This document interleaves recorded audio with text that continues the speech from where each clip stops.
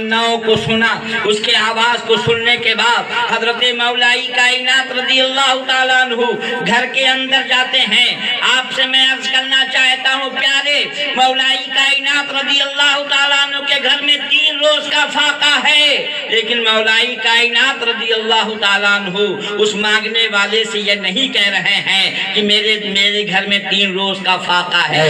क्यों कहें? वो उस खानदान के चश्मो चराग हैं जिसके ताल्लुक से इमाम इश्क़ मोहब्बत ने फरमाया है, जिनके ताल्लुक से इमाम इश्क़ मोहब्बत फरमाते हैं, वाह क्या जूदो करम है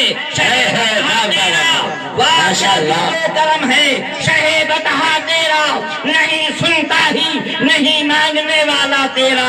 हजरत मौलाई कायनात आंगन में जाते हैं। आंगन में जाने के बाद आंगन की मिट्टी उठाते हैं। उठाने के बाद दरवाजे पे आते हैं और साहिल से कहते अपनी चादर को खोल दे।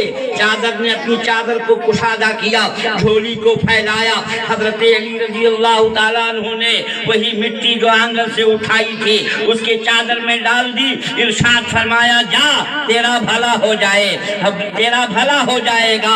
उसने चादर को समेटा, चंद कदम चला था, दिल में ख्याल आया आखिर अली के मुट्ठी में क्या था, अली के हाथ में क्या था, अली ने मुझे क्या अता किया है। चादर को खोलना चाहा, हजरत अली इरशाद फरमाते हैं, अबे यहाँ न खोल, वही खोल जिसने भेजा है। वाह वाह वाह वाह, जिंदाबाद जिंदाबाद, वही खोल जिसने भेजा है। मैं आपको बताना चाहता हूँ प्यारे, आजकल लोग कहते हैं रसूल कायनात को इल्मे गैब नहीं है, माअज़ल्लाहि रब्बिल आलमीन। आओ रसूल की बारगाह तो छोड़ो, रसूल की बारगाह बड़ी अजमत और रिफात वाली है। रसूल कायनात का मर्तबा बहुत ही अजमत वाला है, रसूल कायनात बहुत ही बुलंदी वाले हैं। हज़रात आइए, अल्लाह के प्यारे हबीब सरवरे कायनात के सहाबी जो चौथे खलीफा हैं हजरत अली रज़ी अल्लाह ताला अन्हु के इल्म गैब को आप समाप्त करें, आपके इल्म का अंदाजा लगाइए। हजरत अली से मांगने वाले ने ये नहीं कहा था, ऐ अली मुझको भेजने वाला अबू जहल है, ऐ अली अली के दरवाजे पर बाद में आया हूँ, पहले अबू जहल के दरवाजे पर गया था, अबू जहल ने आपकी निशानदही की है, आपके दरवाजे पर भेजा है। हजरत अली रज़ी अल्लाह ताला अन्हु इरशाद फरमाते हैं, जिसने भेजा है वही खोल। अब वो चादर को समेट लेता है, चंद कदम आगे बढ़ा, अब पीछे मुड़ करके देखता है अली दरवाजे पे नहीं है, फिर खोलने का इरादा करता है। हजरत अली अपने घर के अंदर है, लेकिन इरशाद फरमाते ना मानेगा, वही खोल जिसने भेजा है, ना मानेगा वही खोल जिसने भेजा है। मैं आपसे पूछना चाहता हूँ, मांगने वाले ने सिर्फ अपनी इस्तदा की थी, अपनी तमन्ना जाहिर की थी, अपनी आरज़ुएं पेश की थी। मौलाई कायनात, मेरे यहाँ एक बच्ची है जो शादी करने के लायक है, मेरी तमन्ना है कोई अल्लाह का बंदा मेरी मदद कर दे, मैं अपनी बच्ची की शादी कर दूं। लेकिन ये नहीं कहा था, ऐ मौलाई कायनात मुझको भेजा अबू जहल ने है, ऐ मौलाई कायनात मुझको भेजने वाला अबू जहल है, मारदारे मक्का है, दुश्मन इस्लाम है, ये नहीं कहा था। लेकिन मौलाई कायनात जान रहे हैं कि भेजने वाला अबू जहल है, और भेजने का मकसद अबू जहल का क्या है। हज़रात मैं आपसे अर्ज करना चाहता हूँ, हज़रत अली रज़ी अल्लाह ताला अन्हु का वो अता करदा साइल अपनी झोली को समेट करके कुछ दूर बढ़ा ही था कि फिर खोलने का इरादा करता है। हजरत अली इरशाद फरमाते हैं, अरे मान जाओ वही खोल जिसने भेजा है। और जब मांगने वाले ने चादर को समेटने के बाद अब चंद कदम चला था, अब भी अबू जहल दरवाजे पे खड़ा था। देख, इसलिए उसका मकसद ये था, उसका मकसद ये था कि अली फिर वापस आएंगे, खाली दामन वापस आएंगे, कुछ न लेकर के आएंगे तो मैं मक्का में ऐलान कर दूंगा, लोगों तुम अली को मुश्किल कुशा मानते हो, अली को मुश्किल दूर करने वाला जानते हो। ये देखो एक मांगने वाला भिखारी अली के दरवाजे पर गया और तेही दामन वापस आया है, खाली दामन वापस आया है, खाली झोली लेकर के आया है, लेकिन उसका ख्वाब जो है वो धरा का धरा रह गया। ابو جہل کے دروازے پر جانے کے بعد مانگنے والا کھڑا ہو جاتا ہے. ابو جہل کہتا ہے کیا دیا ہے علی نے؟ اس نے کہا یار میں نے تو دیکھا نہیں ہے, کیا بتا دوں دیا ہے. ابو جہل کہتا ہے کھول چادر دیکھوں کیا دیا ہے علی نے. غلہ دیا ہے, درہم دیا ہے, دینار دیا ہے, آخر کیا دیا ہے کھول. راوی بیان فرماتے ہیں جب مانگنے والے نے اپنی چادر کو کھولا اور چادر کا کونا جب زمین کو چھو جاتا ہے اس میں سے اشرفیاں گرتی نظر آ رہی ہیں. سبحان اللہ ماشاءاللہ. گر رہی ہیں اشرفیاں گرتے ہوئے جب دیکھا مانگنے والے نے چادر چادر کے کونے کو سمیٹ لیتا ہے. راوی بیان فرماتے ہیں اگر چادر کے کونے کو نہ کھینچتا جب تک چادر کا کونا زمین سے مس رہتا اس وقت تک اشرفیاں گرتی رہتی. واہ واہ واہ ماشاءاللہ ماشاءاللہ. اشرفیاں گرتی رہتی. ابو جہل دیکھ کر کے حیران ہو جاتا ہے. ابو جہل کی آنکھیں خیرہ ہو جاتی ہیں. ابو جہل دیکھتا ہی رہ جاتا ہے. اس کے بعد کہتا ہے جاؤ پوچھ کے آؤ علی نے کیا پڑھ کر کے دیا تھا. علی نے کیا پڑھ کر کے دیا تھا. اب وہ چادر وہی چھوڑنے کے بعد اشرفیوں کو وہی چھوڑنے کے بعد مانگنے والا حضرت علی کے دروازے پر پہنچتا ہے, دستک دیتا ہے. حضرت علی تشریف لاتے ہیں, کہتے ہیں اب کیوں آیا ہے؟ کہا حضور اب مانگنے نہیں آیا ہوں, آپ نے اتنا عطا کر دیا ہے, آپ نے اتنا دے دیا ہے کہ میں خود دوسروں کو تو عطا کر سکتا ہوں لیکن اب کسی کے دروازے پر جانے کی ضرورت نہیں. واہ واہ واہ سبحان اللہ سبحان اللہ ماشاءاللہ. لیکن اے مولائی کائنات ابو جہل نے پوچھا ہے جاؤ علی سے پوچھ کے آؤ, علی کے گھر میں تو 3 روز کا فاقہ ہے, کیسے عطا کر دیا اشرفی, کیسے دے دیا تم کو یہ اشرفیاں, کیا پڑھ کر کے دیا تھا. حضرت مولائی کائنات ارشاد فرماتے ہیں جب تو نے مجھ سے سوال کیا میں نے اپنے آقا مدینے والے سے عریضہ پیش کیا, استغاثہ پیش کیا. آقا تیرے علی کا امتحان لیا جا رہا ہے, تیرے علی کو آزمایا جا رہا ہے, تیرے علی کو پرکھا جا رہا ہے, مولائی کائنات کا امتحان لیا جا رہا ہے. میں نے اپنے آنگن کی مٹی اٹھائی اور اپنے آقا مدینے والے پر میں نے درود شریف پڑھ کر کے اور اسی خاک آنگن کی مٹی پر دم کر کے تیری چادر میں دے دیا. سبحان اللہ. اے میری ماں بہن سنو, درود شریف پڑھ کر کے اشرفی نہ بناؤ بلکہ درود شریف پڑھ کر کے اپنا ٹھکانہ جنت میں بنا لو, جنت میں بنا لو.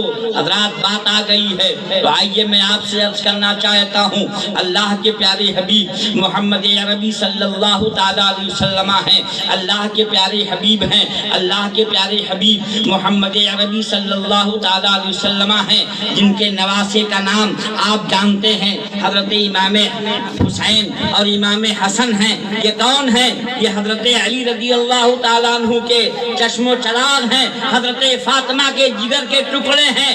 یہ روایت ہے کہ اللہ کے پیارے حبیب کے نواسے حضرت سیدنا امام حسین رضی اللہ تعالیٰ عنہ کھیل رہے تھے, یہاں تک کہ حاتم طائی کا پوتا جس کے باپ کا نام عدی ہے, حاتم طائی کا بیٹا عدی کے بیٹا بھی کھیل رہا تھا.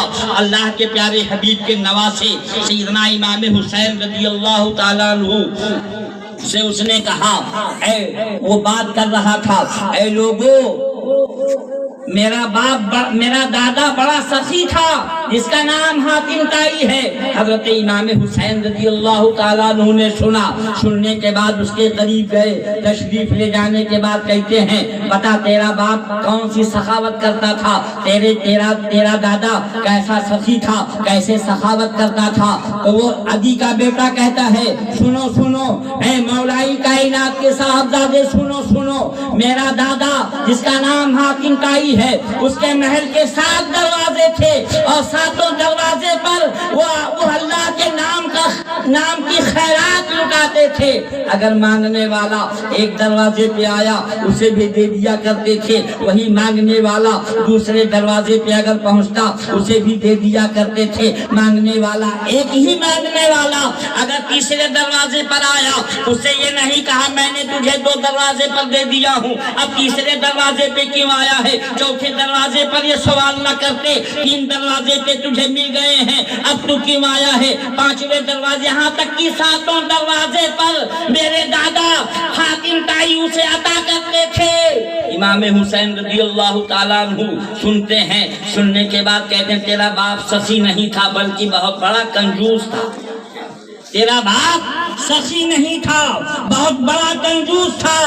اب حاتم طائی کا پوتا علی کا بیٹا چونک جاتا ہے, کہتا ہے اے علی کے صاحبزادے آپ نے میرے دادا کو بخیل بتایا ہے, آپ نے میرے دادا کو کنجوس بتایا ہے, آخر اس کی وجہ کیا ہے. کہا سن اے علی کے بیٹے سن لے, تیرے دادا کے محل کے 7 دروازے تھے, ایک دروازے پر اتنا دے دیتے اسے دوسرے دروازے پہ جانے کی ضرورت تھی.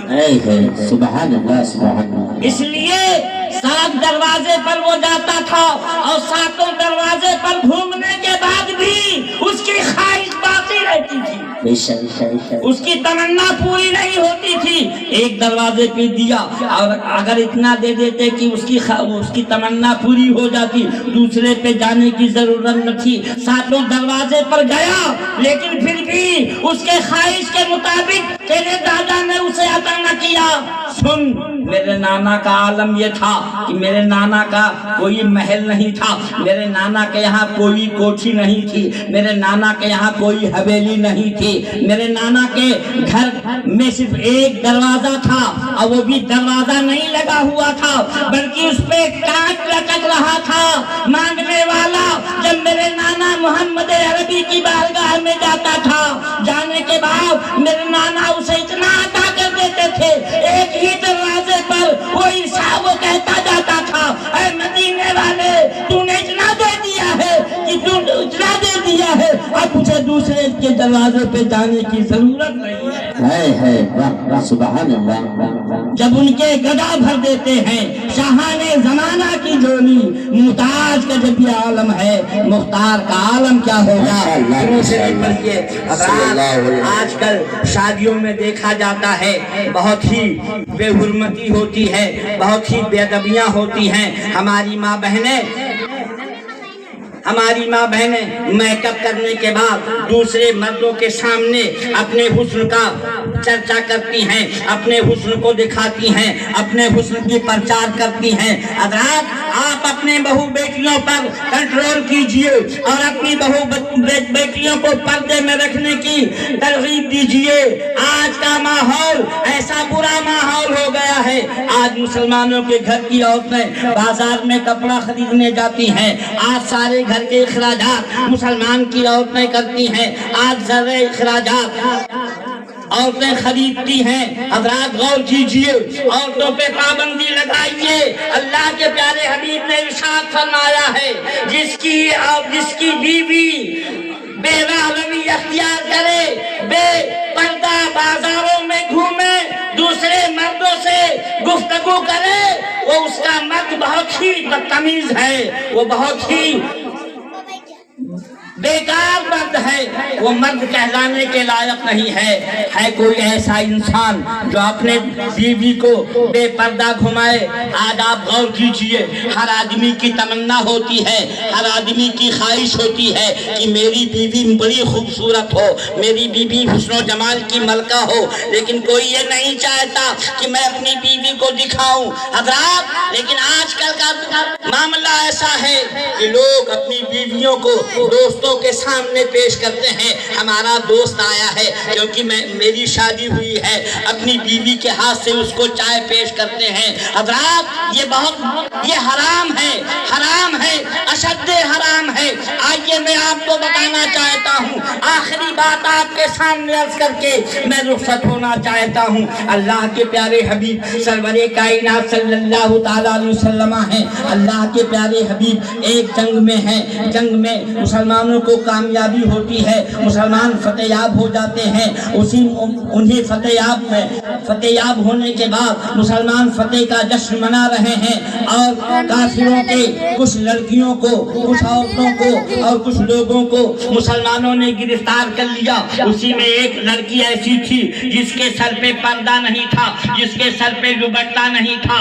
اللہ کے پیارے حبیب محمد عربی صلی اللہ تعالیٰ علیہ وسلم نے اس لڑکی کو دیکھا جس کے سر پہ دوپٹہ نہیں تھا، اور صحابہ کرام ارشاد فرماتے ہیں میں نے دیکھا اچانک محمد عربی صلی اللہ تعالیٰ علیہ وسلم جن کے پیر مقدس میں وہ نالین شریفین بھی نہیں تھے، جن نالین شریفین کے تعلق سے علماء فرماتے ہیں جو سر پہ رکھنے کو مل جائے نالے پاک حضور، جو سر پہ رکھنے کو مل جائے نالے پاک حضور، تو پھر کہیں گے کہ ہاں تاجدار ہم بھی تو ہیں۔ اب آئیے میں آپ کے سامنے عرض کر رہا ہوں، اللہ کے پیارے حبیب ننگے پیر دوڑنے لگے۔ صحابہ کرام نے دیکھا کہ آخر رسول کائنات کہاں تشریف لیا جا رہے ہیں۔ صحابہ بیان فرماتے ہیں میں نے دیکھا پتھریلی زمین پر اللہ کے پیارے حبیب ننگے پیر دوڑتے چلے جا رہے ہیں۔ جب ان قیدیوں کے پاس پہنچے آپ نے وہ نورانی چادر مبارک اپنے کندھا شریف سے اتاری اور اس کافرہ لڑکی کے سر پہ رکھ دیا۔ اب لڑکی گھوم کر کے پیچھے مڑ کر کے دیکھتی ہے، کہتی ہے اے محمد عربی میں تو کافرہ ہوں، میں تمہارا کلمہ بھی نہیں پڑھتی، میں مسلمان بھی نہیں ہوں، تم نے میرے سر کو کیوں ڈھانپ دیا؟ اللہ کے پیارے حبیب ارشاد فرماتے ہیں اے بیٹی غرضے کی تو کافر کی بیٹی ہے، لیکن ہماری شریعت میں کافر بیٹی بھی بے پردہ کسی غیر کے سامنے نہیں جا سکتی ہے۔ اب آپ غور کیجئے، ایک کافر لڑکی کو ہمارے نبی محمد عربی بے پردہ نہیں دیکھنا گوارا کرتے ہیں، اور آج ہمارے سماج کی عورتیں، ہمارے معاشرے کی ماں بیٹیاں بے پردہ دوپٹے کو گریبان میں ڈال کر کے بازاروں میں ٹہلتی نظر آتی ہیں، تو کیا تم سے رسول خوش ہوں گے؟ آخری بات میں آپ کے سامنے عرض کرنا چاہتا ہوں، حضرات آپ غور کیجئے، دنیا میں بہت سی قبریں پائی جاتی ہیں، دنیا میں بہت سی قبریں پائی جاتی ہیں، لیکن جو قبر معظم ہوتی ہے، جو قبر محترم ہوتی ہے، جو قبر بزرگوں کی ہوتی ہے، اس پہ چادر ہوتی ہے، چادر ہوتی ہے۔ ہمارے اسلاف نے اس لیے چادر ڈالا ہے تاکہ ایرو غیرو نکھو خیرو کی قبر پر جاؤ گے، اگر کوئی دل میں خیال برا آ گیا تو کچھ نہ ہوگا، لیکن بزرگوں کی بارگاہ میں جاؤ گے، سرکار غازی کی بارگاہ میں جاؤ گے، سرکار خواجہ کی بارگاہ میں جاؤ گے، سیدنا صابر پاک کی بارگاہ میں جاؤ گے، وارث دیوا کی بارگاہ میں جاؤ گے، یہ اللہ کے ولی ہیں، ان کی بارگاہ میں ذرہ برابر اگر تمہارے دل میں بے ادبی آئی تو تمہارا ایمان برباد کر دیا جائے گا، تمہارا ایمان برباد کر دیا جائے گا۔ اس لیے ہمارے بزرگوں نے ایک پہچان بنا دی ہے، ایک علامت چادر ڈال کر کے ایک علامت بنا دیا ہے، ان کی مزار کے قریب جانے سے اپنے دل میں کوئی برائی خیال بھی نہ کرو۔ حضرات ایک بات آپ کی سمجھ میں آ گئی، تمام قبریں دنیا میں پائی جاتی ہیں، جو بزرگوں کی قبر ہیں، جو عظمت والے لوگوں کی قبریں ہیں، ان پہ چادر ہیں۔ اب آئیے دنیا میں بہت سی کتابیں پائی جاتی ہیں، جو عظمت والی کتاب قرآن عظیم ہے اس پہ غلاف، جو تمام کتابوں سے افضل ہے، اس میں غلاف، اس پہ غلاف لگا ہوا ہے، اسے چادر میں لپیٹ دیا گیا ہے۔ یہ بھی ہمارے بزرگوں کا احسان ہے، تاکہ اور کتابوں کو بے وضو چھوا جا سکتا ہے۔ علماء کرام تشریف فرما ہے، استاد القرآن تشریف فرما ہے، ان سے آپ پوچھئے قرآن کو بے وضو چھونا حرام ہے، اس لیے ہمارے بزرگوں نے چادر چڑھا کر کے اور غلاف لگا کر کے یہ بتا دیا کہ یہ محترم کتاب ہے، تاکہ دور سے تمہیں پتہ چل جائے یہ قرآن شریف ہے، اگر وضو ہے تو چھوؤ اور وضو نہیں ہے تو مت چھوؤ۔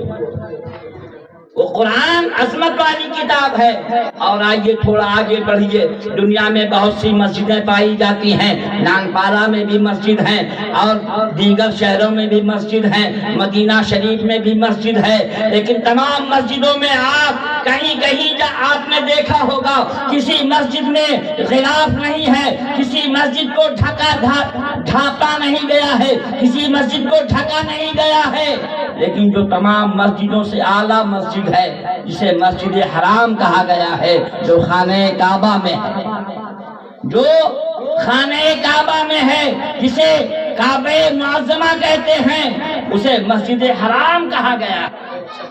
تمام مسجدیں مسجد ہیں، کوئی جامع مسجد ہے لیکن وہ مسجد حرام ہے، بہت ہی عظمت والی مسجد ہے، اس پہ غلاف لگا دیا گیا ہے، اس پہ پردہ ڈال دیا گیا ہے۔ اب میں آپ سے کہنا چاہتا ہوں، جو تمام قبروں سے افضل قبر ہے اس پہ پردہ، جو تمام کتابوں سے افضل کتاب ہے اس پہ پردہ، جو تمام مسجدوں سے افضل مسجد ہے اس پہ پردہ۔ اے مسلمانوں غور کیجئے، دنیا میں بہت سی عورتیں پائی جاتی ہیں، ہندوؤں کی عورتیں، غیر مسلموں کی عورتیں، یہودی عورتیں، نصرانیوں کے یہاں کی عورتیں، شیعوں کے یہاں کی عورتیں، ان تمام عورتوں کو ایک طرف رکھ دیجئے۔ میرے آقا ارشاد فرماتے ہیں میری امت کی عورتیں ساری عورتوں سے افضل ہیں، اس لیے انہیں پردے میں رکھا جائے، اس لیے انہیں پردے میں رکھا جائے۔ حضرات، قبروں میں جو سب سے افضل قبر ہے اس پہ پردہ، کتابوں میں جو سب سے افضل کتاب ہے اس پہ پردہ، تمام مسجدوں میں جو سب سے افضل مسجد ہے اس پہ پردہ۔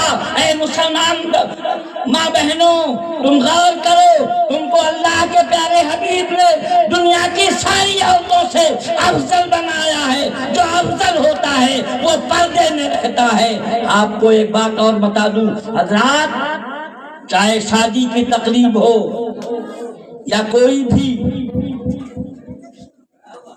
تقریب ہو، آپ جب جائیں اگر ضروری سمجھیں تو پردے کے ساتھ جائیں۔ آپ کے جانے کے علاوہ وہ کام نہیں بننے والا ہے تو پردے کے ساتھ جائیں اور پردے کے ساتھ اپنے گھر پہ واپس آئیں، ورنہ سارے کام اپنے گھر کے، اپنے شوہروں سے، اپنے گھر کے محرموں سے وہ کام کروائیے۔